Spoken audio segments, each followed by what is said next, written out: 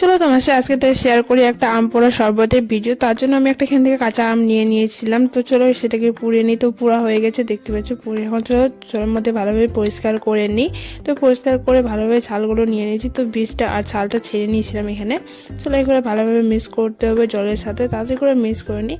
তো এখানে বাড়িতে থাকা উপকরণের মাধ্যমে আমি সঙ্গে শেয়ার করতেছি এটা। তারপর এখানে প্রথমে দিয়ে দিয়েছিলাম আমি এখানে চিনি। তো চিনি, তারপর একটু সামান্য পরিমাণ লবণ। তো এখানে আমি বিট লবণ ব্যবহার করছিলাম। তো তোমরা যে কোনো একটা লবণ ব্যবহার করতে পারো। তো যে তোমার যত পরিমাণ লাগবে সেটা দিবে। তারপর এখানে দিয়েছিলাম জিরা মশলা। তো জিরা মশলাটা ভালোভাবে এখানে মিক্স করে নিতে হবে। তো খেতে তো প্রচণ্ড টেস্ট হয়েছিল। তো বাড়ির উপকরণের মাধ্যমে তোমাদের আজকে শেয়ার করলাম। তোমরা একবার বাড়িতে ট্রাই করে দেখো তোমাদের কেমন লাগে। তো আমাকে খেতে তো অনেক সুন্দর লাগছিল। তো আজকে পরে এখানে শেষ করছি। ভালো লাগে লাইক কমেন্ট শেয়ার, আমার চ্যানেলটা সাবস্ক্রাইব করে আমার পাশে থেকো।